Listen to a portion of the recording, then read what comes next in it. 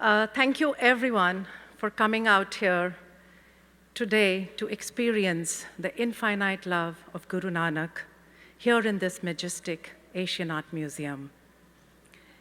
I'm truly delighted to see such a diverse and enthusiastic audience here today.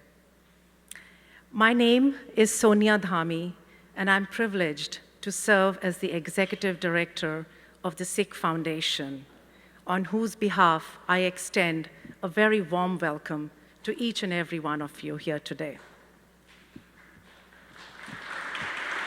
Thank you. We are thankful to the Asian Art Museum for being the perfect friend and partner, particularly Dr. Forrest McGill, Dr. Kamar Adamji, and Sylvia Chang.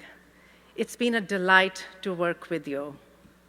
Our heartfelt thanks to our amazing volunteers, Ms. Ju Lu, Gagandeep Kaur, Bikram Singh, Inderjeet Singh, and Dalip Singh. Before we begin, please allow me to briefly share with you some information about the Sikh Foundation.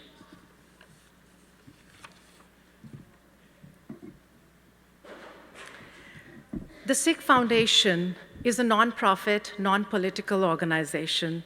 It was established in the year 1967.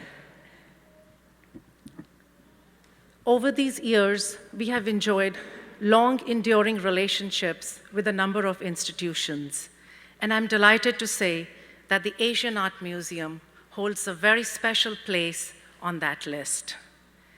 Going way back to 1992, the Asian was the first museum in the Northern Hemisphere to hold the Sikh exhibit, Splendors of the Punjab. It was here, 7 years later, that the blockbuster exhibit, The Arts of the Sikh Kingdom, traveled from the Victoria and Albert Museum in London and going on to Toronto. To celebrate the 35th anniversary of the Sikh Foundation, our chairman, Dr. Narinder Singh Kapani, gifted to the Asian 100 pieces of Sikh art. And with this was established the Satinder Kaur Kapani Gallery of Sikh art, which is in this very building on the 3rd floor. A year later, the Smithsonian Institute in Washington, D.C., hosted the first ever Sikh exhibit. The Sikh Foundation was a major loaner of artwork for this exhibition, including this fascinating portrait of the Maharani Jind Kaur, painted by artist George Richmond in 1892. It also included personal items of the great Maharaja Ranjit Singh, including his spectacular emerald seal ring, which is on display right here today on the 3rd floor at the Sikh Gallery in this museum.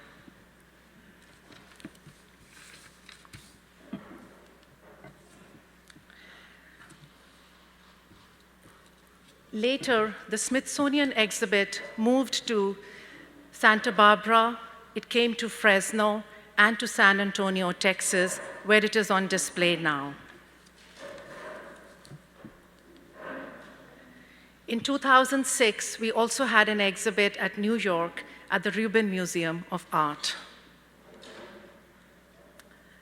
Publications is another area the Sikh Foundation has focused on over these years. We've had over a dozen publications spanning art, literature, culture, religion, including children's books, journals, newspapers, greeting cards, and museum-quality fine art prints. The museum store downstairs has a wide selection of these resources if you would like to buy them. They're also available on our website. Our Sikh Fine Art Calendar is also an annual tradition for the past 15 years. This is a true collector's edition showcasing both contemporary and traditional Sikh art. So the activities of the Sikh Foundation have brought together both the museums as well as the universities together with the community. The Sikh Foundation has supported 3 chairs of Sikh studies at the University of California campuses in Santa Barbara, Riverside, and Santa Cruz. We also have a program on Sikh studies here in Berkeley at the Graduate Theological Union. Monument conservation is another area of critical focus, and the foundation partnered with UNESCO in 2000 to restore the 17th century mosque built by the 6th Guru, Guru Hargobind, in Hargobindpur. The foundation has also supported the critically acclaimed Hindi film Amu, which was directed by Shonali Bose, starring Konkana Sen and Brinda Karat, which is based on the tragic events of 1984 when Sikhs were massacred all over India. So we see that over these 4 decades, the activities of the Sikh Foundation have impacted multiple areas of Sikh arts. We have had 7 exhibitions, 3 chairs, numerous conferences, retreats, multiple publications, and conservation activities.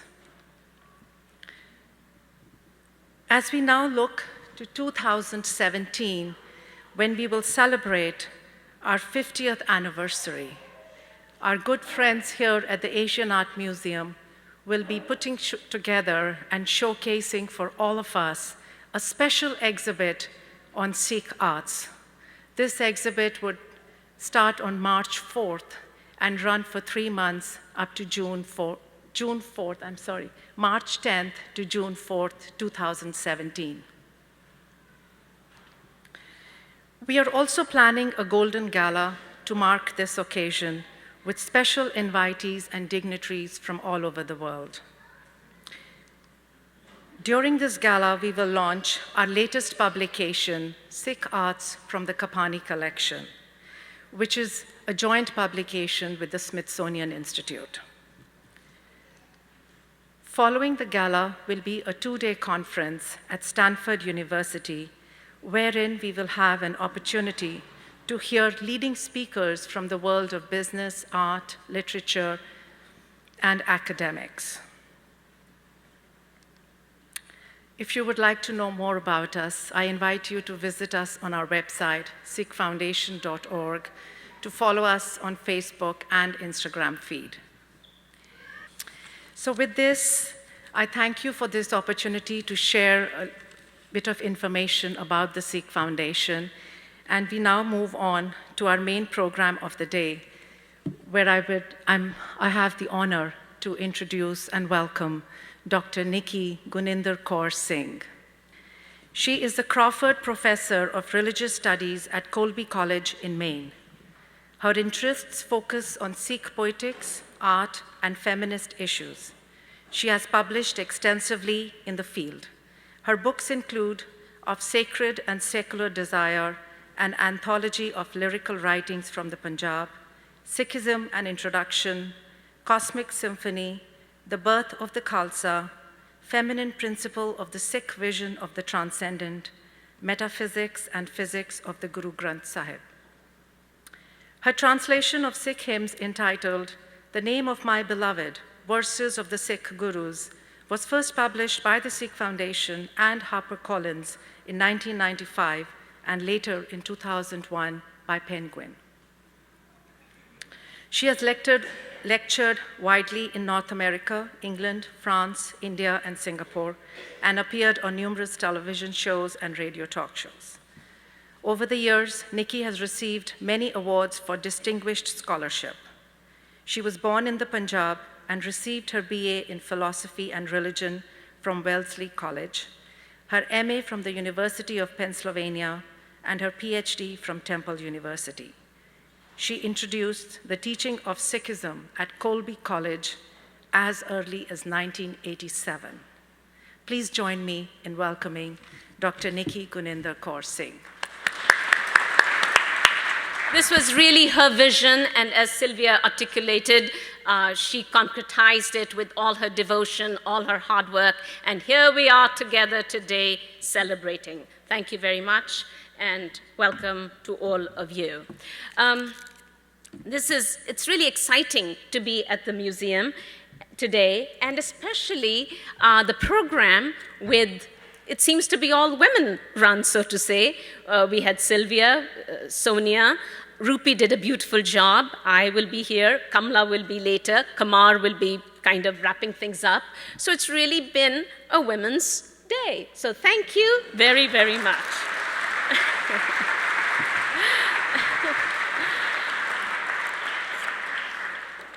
It's also exciting to have a display of Guru Nanak's images here at the Asian Arts Museum.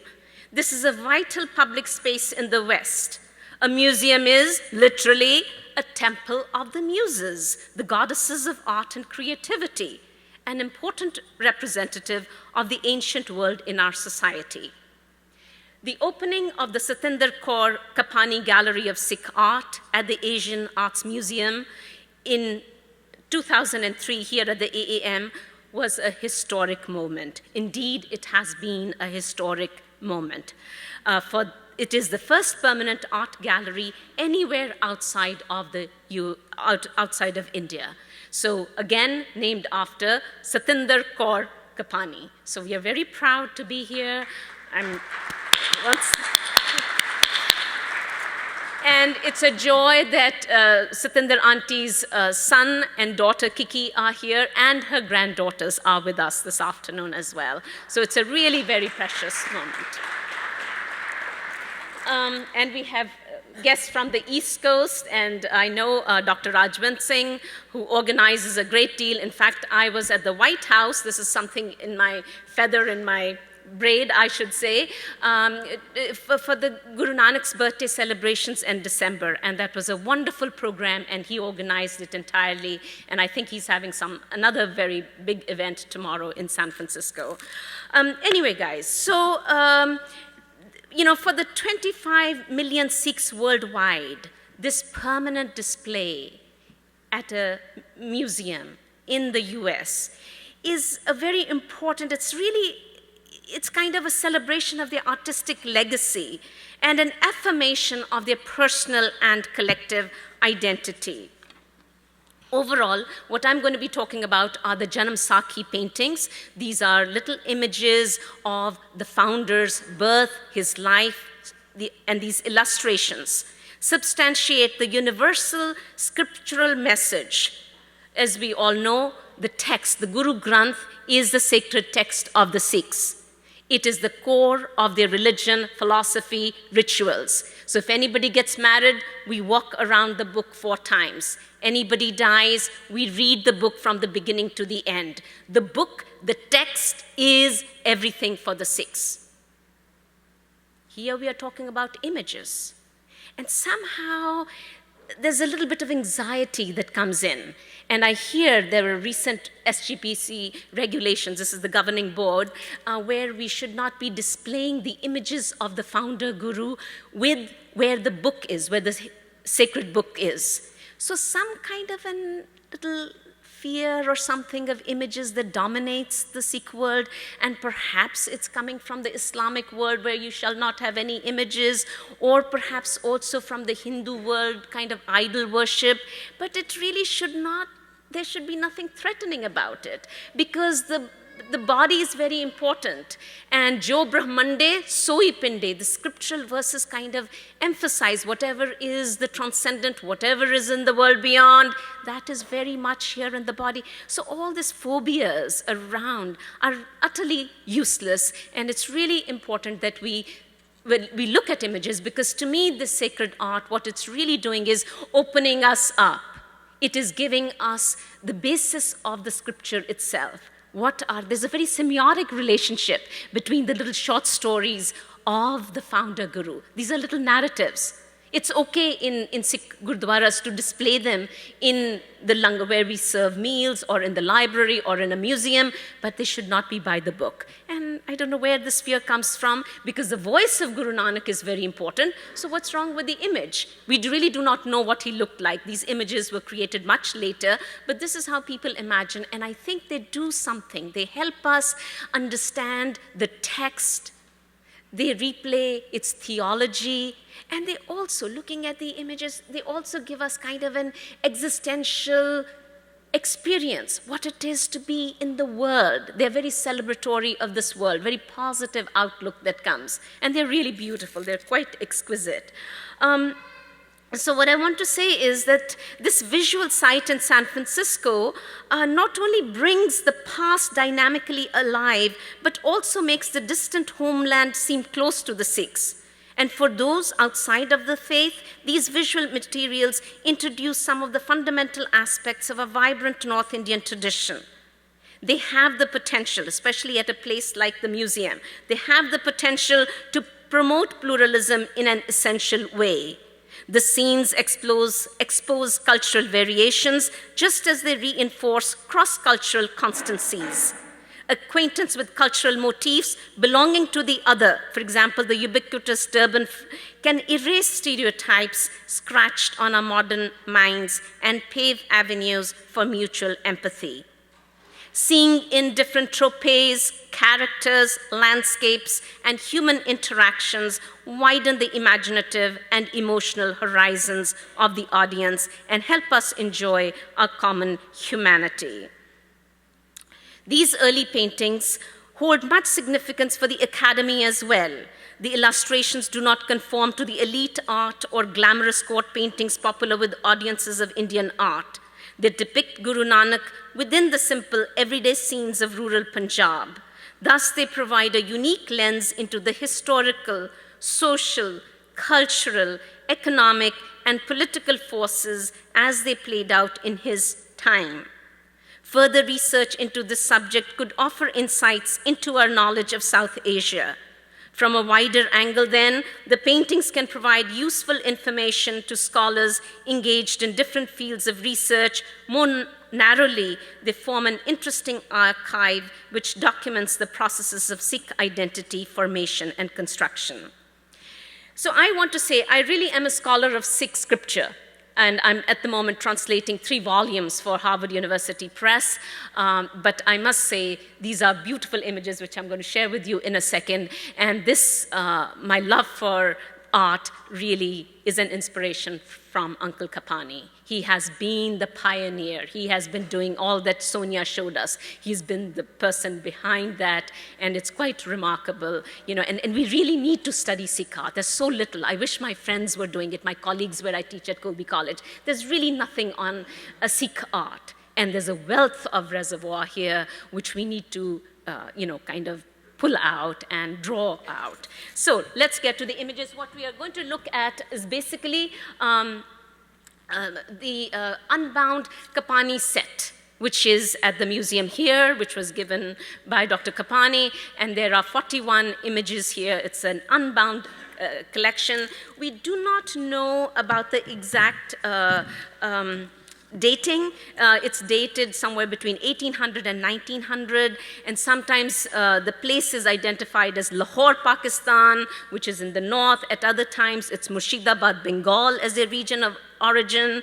And so it's a little tentative, the dating and the placing. But I'm also going to show you a few images from another Janam Sakhi, which is the B40. By the way, these Janam Sakhis, these narratives, which have come down the generations, have come through a wide variety of traditions. So you have the Bala Janam Sakhi tradition, the Aad, the Puratan, and the B40 that I'm going to speak about in a second. So there are various traditions, and they were painted all parts of India, not just where Guru Nanak was, but also where Guru Gobind Singh was born, in Patna, or in Maharashtra, where he passed away. So there were local congregations, and what they would do is, which has been just discovered recently, they would have templates and a creased paper with about 75 main episodes of Guru Nanak's life has been discovered recently. And that kind of validates what the scholars were presuming all along, that there were certain templates that were kind of passed around. So the patrons would have something like that and give it to the local artists, and then they would paint them. So you have different genres, different styles that emerge in these Janamsakhi paintings. So we will today talk about the Unbound from Kapani collection, and the other one is from the B40 Janamsakhi. And I just have 2 or 3 there.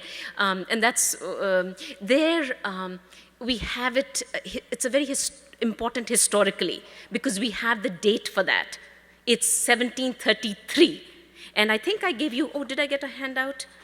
Could I get my own handout too? It's on the handout. I gave you the date, the artist, and the patron. So you have everything. We have really concrete historical evidence, for which we do not have for any other Janamsakhi.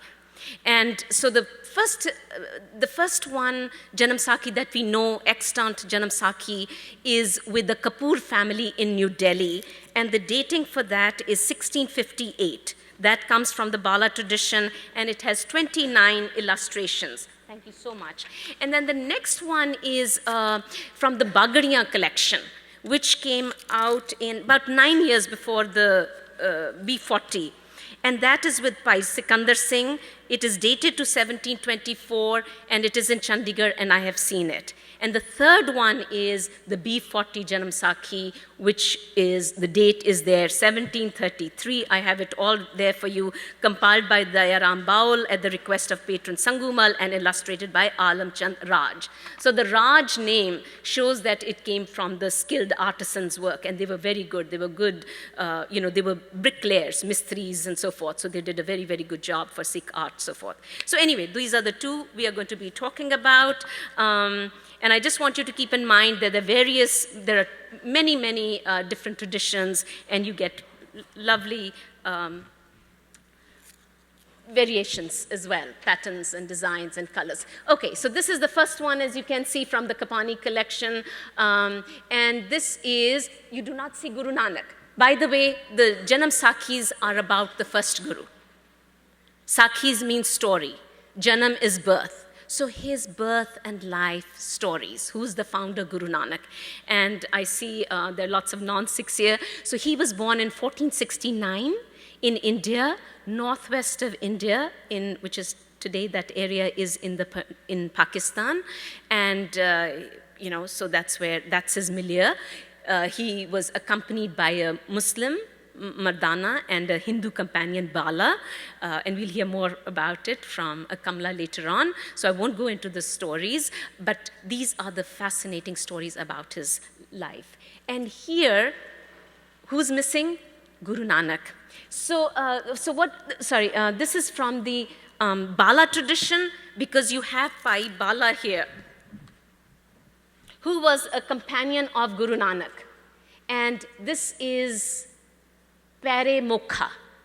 He is the one who told the Janamsakhi, who wrote it down. So he's kind of so to say, he took it. And Bhai Bala was the companion. And this person seated is the second Guru, Guru Angad. So Guru Nanak passed his succession to Guru Angad, the second Guru. And so it kind of legitimizes that historical transference, and how the life story of Guru Nanak is going to be told by his companion and given by him. So kind of the mnemonics of both sound and sight, how memory is important. So it's going to be, Bala is going to unwind the story of Guru Nanak, because he accompanied him everywhere, and he's going to be telling the story of Guru Nanak. So to his Angad. And we cannot miss there is this young woman sitting. And so in the very first Janamsakhi, and that's one thing, you do have women. We talk about history, women are missing, but in this very first one, she's there. And I have to admit here, scholars, B.N. Goswami, the scholar for Sikh art, of Indian art, I should say, he kind of glosses over, oh, she's doing housework. I don't see her doing housework here. She's sitting there, and I think she's greeting the guru. I mean, look at it, you know? There's a real kind of she's joining hands. It's kind of an encounter there. We cannot say she's busy, she's kind of in the background. So we need to see these images ourselves with our own eyes, men and women and young and old and, you know, wherever. So it's very interesting. The more audiences, the better it is. All right, so we get that. So this is the first one. And this kind of validates that it's a Bala tradition because Pai Bala is here. This was a Hindu companion. And very interestingly, Guru Nanak is with both his companions, Hindu and Muslim. All right, so this is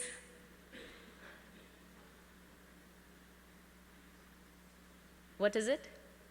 Guru Nanak going to school, his first day at school.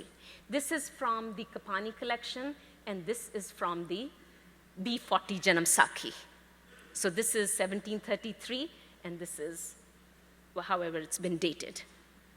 You see the similarities? So that kind of proves that there were templates everywhere, and that the local artists used them. So this is the B40 we know was done in northern India. So this is from the Kapurthala area.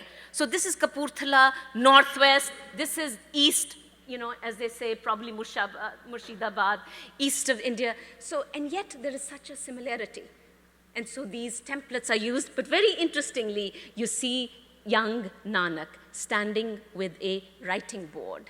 So writing board, and for him, writing was very significant. And in the Guru Granth Sahib, we have Patti Likhi. You know, there's a whole hymn, and it's really, he starts a new script.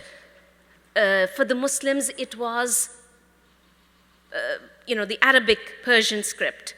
For the Hindus, there was the Sanskrit script. So Guru Nanak started a whole new script. So there was something about writing that was very important to him. And so, you know, this is something little kids, I remember seeing them in rural areas, you know, carrying little wooden boards where they would write. And so he's taking it. But do you notice the difference between him, this youngster, and these youngsters?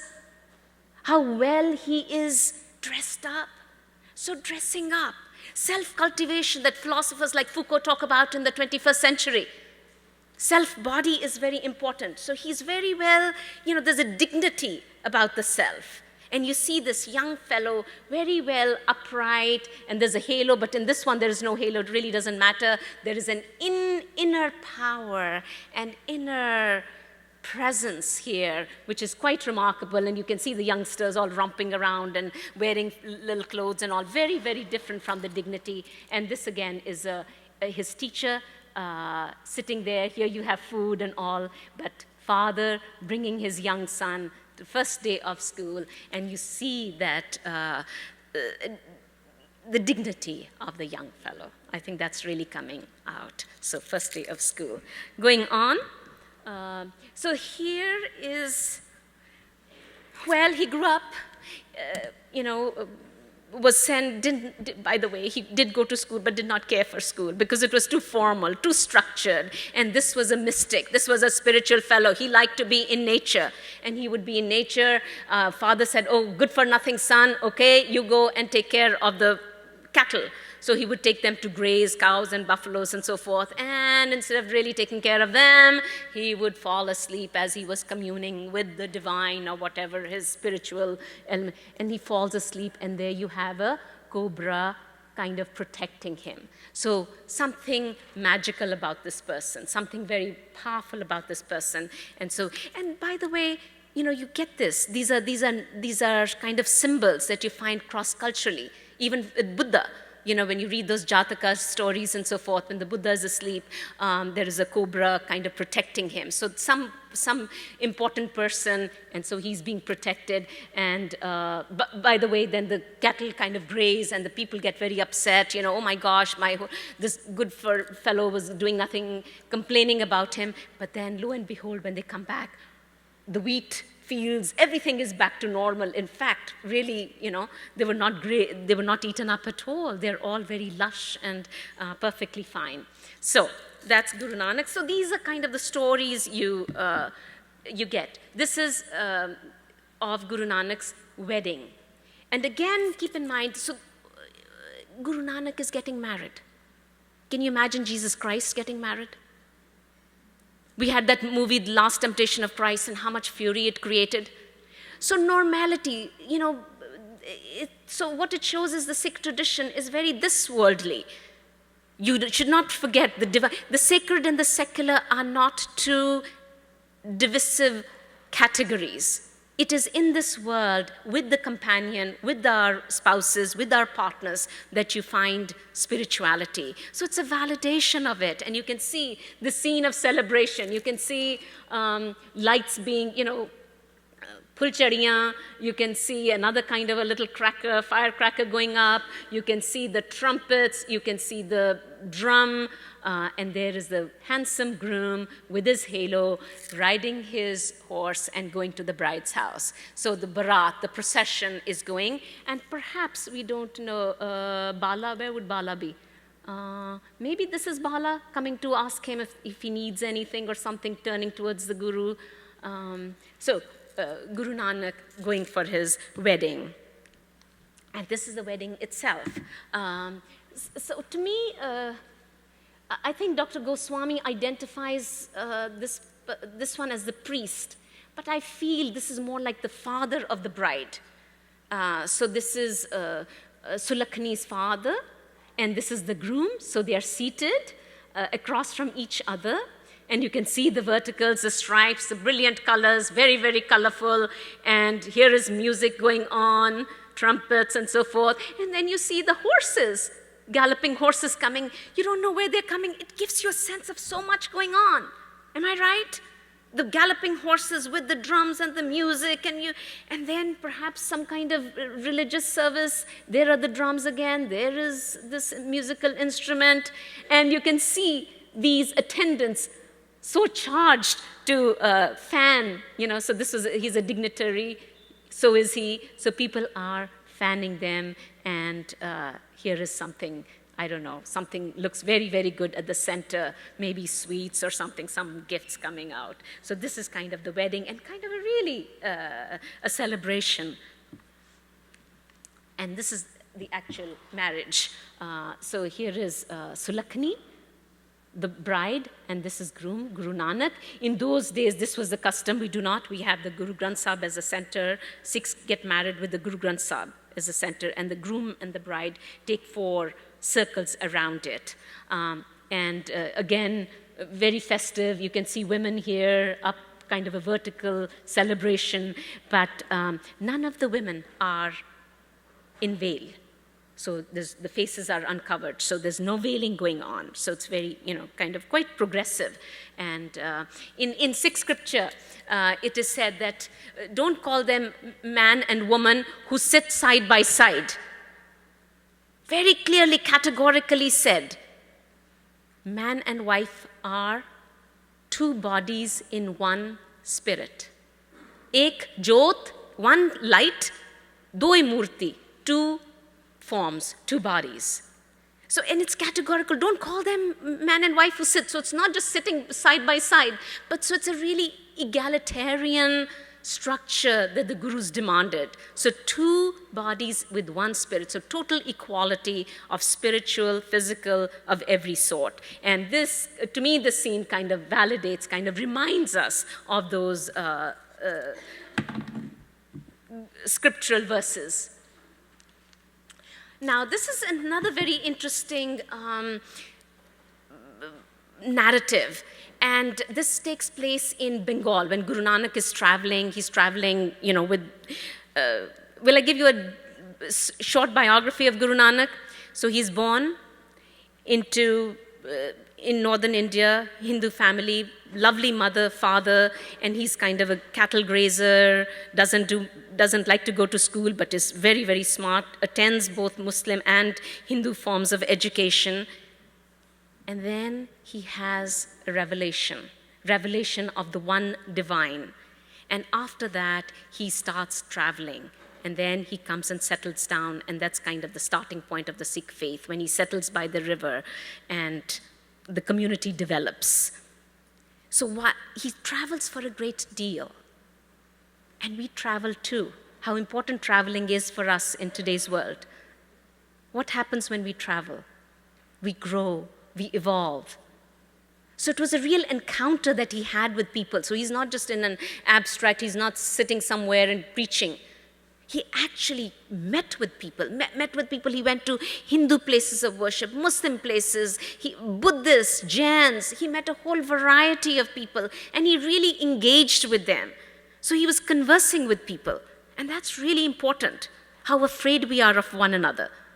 I mean, America is getting to be, quite, diverse.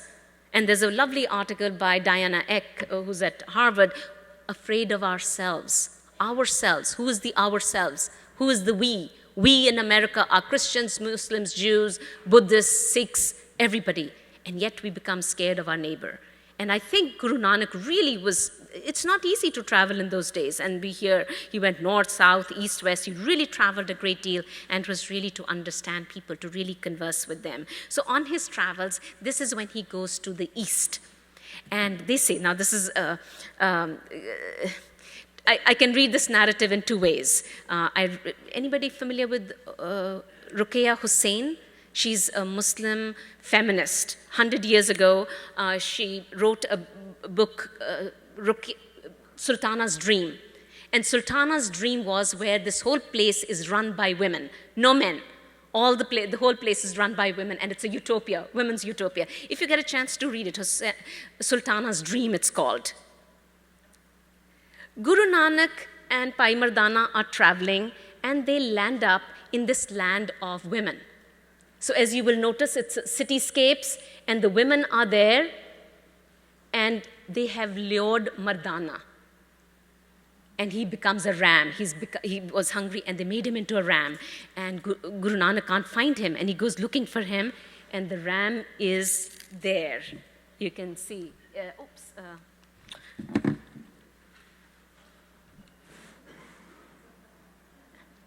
And these are the women. And Guru Nanak is asking them, have you seen Bhai Mardana? And they kind of, no, they feign total ignorance. We don't know. So this little fellow, the ram, recognizes the Guru, and he's very cheerful and so forth. And the Guru just goes and kind of, the thread, he touches the thread, and he comes back to Bhai Mardana himself. My point is that there is some untapped reservoir here. Ruqayya Hussain, the Muslim lady, feminist, first feminist, she's writing from Bengal. She's in Bangladesh, very popular. Guru Nanak's travels are also in Bengal here. So perhaps there is some kind of a resource which has not been tapped into, which can be used, where both the feminist and Guru Nanak stories are emerging from. Okay, guys, I will hurry up. So this is Guru Nanak going to Mecca. To a Muslim place. And this is very interesting. Now, here is some scholarly controversy that comes in, and I want us to keep in mind, because as I said when I began, I said we do not know who the artists are, because, it was the local artists who were doing it. And Dr. Goswami identifies the Unbound set done by a Muslim, because they're just, it's kind of Mughal art, very beautiful. They're exquisite designs. There's very kind of lots of arabesques and geometric patterns and so forth. And it's a good guess. But this one is quite amazing, because there's no way, a Muslim imagination would have created an Islamic space with a Shiva Linga and images. There's no way. So it has to be somebody from the Hindu imagination. And so I just want us to, so these are they help us understand what's going on. So you can see from the Shiva Linga, there's kind of a milk that kind of goes here. Anyway, so it's not Muslim artists, but Guru Nanak is very open, and he's going to all these various places and conversing. And this is one of my favorites from the Kapani collection, because this is brother and sister meeting. Here is Guru Nanak meeting with his sister Nanki. And you can see the love pouring out from both of them. And you will notice that in many of the scriptural verses, the Guru says, Pani, or Ma, it's kind of an unconscious kind of a vocative. Pehne savan aaya, so a lot of time this addressed to the female sister or the mother, this kind of evocative, where it's coming from, his love for his sister, his love for his mother. So there was something in his own life that translated into his spiritual metaphors and symbols. And here again, Guru Nanak here is in Kurukshetra. It's an important time. This is the time of the lunar, there's this eclipse going on. It's a very important place. First of all, it's Kurukshetra, which is very important for the Hindus. Number two, it's an important time. So space and time are very important. And what is Guru Nanak doing? There's Bhai Bala cooking meat or something like that. And these ascetics get very upset. So you can see the dialectic, the juxtaposition of the ascetics and Guru Nanak sitting very comfortably, simply, cooking, because every day is important. So we should not be there's not just one day, one prime time or space, in a way, celebration of all space and time that he's making. And there's a lot of Guru Nanak's hymns that deal with time. Barama, Thitti, weekdays, is very, very conscious of time, but reminding us of the timeless one in every second, every minute of our life. So you can see the difference. Guru Nanak fully covered, again, like the baby, the little of his childhood that we saw, very much at home with the world. And this is the scene from the well. What does it say? Guru Nanak Chandu Pan Dekhu Upar Aya. So you can see the very nice pastoral scene. It's like there are the Persian wheel. That was an agricultural system. And the water was drawn from the well with the buckets, and sometimes the ox were used. And Guru Nanak uses this symbol quite a lot in the Guru Granth Sahib. In fact, in the handout I passed you, the last one is Mera Prabh Rang Kano Atarudo, Deen Dayal Preetam Manmohan Atalas Lar Saguro. So the well is up high, the skies draw out the waters, so we drink the divine ambrosia. So this well, which is a physical well, which we quite clearly see here, and here the cows are sitting, maybe they are snoring or taking a little nap. These are working. Here is somebody cooking. Guru Nanak is here. Bala is here. This, they say that it's Mardana's son. Mardana has died by now. And so a very pastoral scene. And, but the well, I really like that Persian well scene, because the buckets that come out, those are our actions. We should be acting that way. Good action, where our concentration is always on the depths of the well. That is where the divine reality is. And we draw it up and we do our actions. And the last scene here is, so this is from the Kapani collection, and the last one is from the B40 Janam Sakhi. And I quite like it. It's really, really beautiful. Again, what do we see? Guru Nanak taking a bath. Okay? Here is Bhai Mardana, his Muslim companion. He plays the rebeck and Guru Nanak bursts into poetry. This is Guru Angad, his successor. Guru Nanak is showing his bruises to his successor, to Guru Angad. Why was he bruised? Because the night before, there was a shepherd taking his cattle or sheep or whatever, goats, etc. And he was reciting Guru Nanak's verse. It's the evening verse, Aarti Gagan Mein Thal Rav Chand Deepak Bane. He's reciting it, the shepherd. And Guru Nanak is so close to him that as he's passing, it's a thorny area, the thorns bruise him. So, what does that mean? That Guru Nanak is present in his verse. He's physically, bodily, corporeally present in his verse. So wherever his poetry is recited, wherever his hymns are recited, that's where Guru Nanak is. So what I want to emphasize is the closeness between the poetry, the sacred poetry, and Guru Nanak's presence. So the lingering impact of the paintings endows every act with enchantment, be it cooking or drawing water, be it work or rest. Animate or inanimate, all beings participate equally in the web of creation, as do people of different professions, classes, and religions. The illustrations enable spectators to receive the Guru emotionally. I think the emotion comes into play when we see these paintings, and absorb his teachings at that subconscious level where they organically develop into our attitudes and activities. Art has a function. Art is not just for art's sake. That's what some of the theoreticians used to say, oh, art for art's sake, so you go, you bring nothing, you take nothing.